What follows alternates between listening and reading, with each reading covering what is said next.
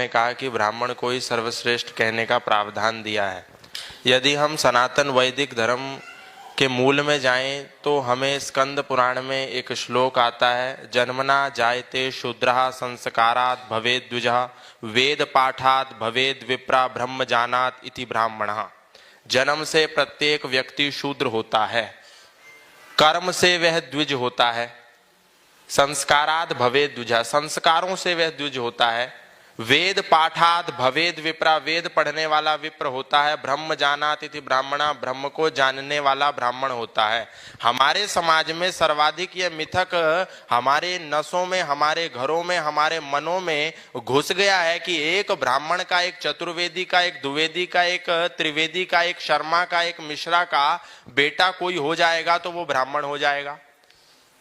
चाहे उसके कर्म हो ना हो, चाहे उसकी योग्यता हो या ना हो, चाहे उसका गुण हो या ना हो, चाहे उसका स्वभाव हो या ना हो, किंतु यदि वो त्रिवेदी का बेटा है, द्विवेदी का बेटा है, तो क्योंकि उसने त्रिवेदी और द्विवेदी के घर में जन्म लिया है तो वो ब्राह्मण हो जाएगा। ये सबसे बड़ा मिथक है। सनातन धर्म इसका पोषक नहीं है। सनातन धर्म जन्मना व्यवस्था पर आधारित नहीं है। सनातन धर्म कर्मणा व्यवस्था पर आधारित है। शूद्रो ब्राह्मणतामेति ब्राह्मणश्चैति शूद्रताम क्षत्रिया ज्ञातमेवं तु विद्या द्वैषा तथैव च। महर्षि मनु कहते हैं एक ब्राह्मण का बेटा भी यदि अच्छे कर्म नहीं करता, उसका विद्या का जन्म नहीं होता, उसका द्विज दूसरा जन्म नहीं होता, तो वो ब्राह्मण कहने योग्य नहीं है। यदि एक त्रिवेदी का बेटा सेना में भर्ती है, बॉर्डर पर रह करके देश की सीमाओं की रक्षा करता है, तो वो ब्राह्मण नहीं रहा, वो क्षत्रिय हो गया, क्योंकि वो बॉर्डर पर खड़ा है, उसके अंदर क्षत्रियत्व के गुण, कर्म और स्वभाव शामिल हो गए हैं। यदि कोई वैश्य का बेटा वेद पढ़ता है, पढ़ाता है, दान लेता है, देता है, विद्या का अध्ययन करता है, कराता है, तो फिर अब वो वैश्य नहीं रहा, व्यापारी नहीं रहा। मतलब हमारे सनातन धर्म में नीचे से ऊपर उठने की परंपरा भी है और ऊपर से नीचे गिरने की परंपरा भी है। आज का जो विषय है मनुस्मृति, मनुस्मृति मानवता का संविधान। एक तो है ये मानवता का संविधान और एक है ये भारत का संविधान। अच्छा ये बताओ, भारत के संविधान के अनुसार यदि कोई व्यक्ति देश का राष्ट्रपति बन गया और वो किसी दलित का पुत्र है, क्या वो दलित हो गया या वो राजा हो गया? उसको आज भी कह रहे हैं कि दलित, हमारे राष्ट्रपति दलित। अब वो दलित कहां से रहा?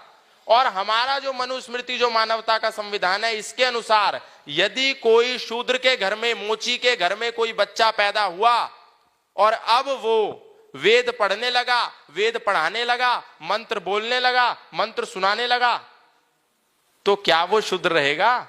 नहीं। हाँ, हमारे सनातन धर्म के भीतर ही कुछ ऐसे धर्म को गलत प्रकार से प्रदर्शित करने वाले लोगों ने इस तरह की मानसिकता को प्रचारित करा। दूसरा जो आपने कहा कि फिर उसमें ऐसा क्यों लिखा है, बार बार ये प्रश्न आ रहा है मिलावट का। तो एक प्रोफेसर हुए जिनका नाम हुआ प्रोफेसर सुरेंद्र कुमार, वो गुरुकुल कांगड़ी के कुलपति भी रहे। उन्होंने कई वर्षों तक मनुस्मृति पर अनुसंधान किया, मनुस्मृति पर शोध किया, तो उन्होंने इस बात को पाया कि संसार में जितनी भी मनुस्मृति आज विद्यमान है उसमें सर्वाधिक श्लोक जो पाए जाते हैं 2685 श्लोक पाए जाते हैं। कई मानक उन्होंने निर्धारित करके जब उसका शोध किया, उन्होंने अनुसंधान किया, कई मानकों पर उस मनुस्मृति को खरा पाया, तो उन्होंने ये पाया कि इस मनुस्मृति में लगभग 1471 श्लोक मिलावटी हैं। कितने?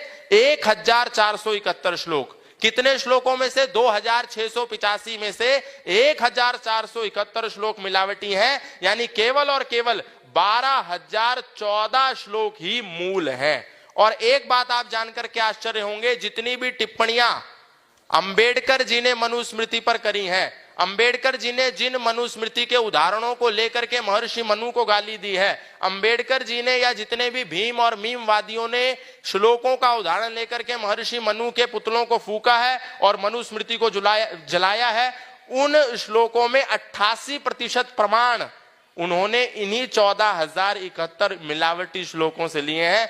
12,014 श्लोकों को तो उन्होंने 1471 जो मिलावटी श्लोक हैं उनमें से उन्होंने उदाहरण लिए हैं 88%, और 1214 श्लोकों तक तो वो गए ही नहीं। और जो एक बात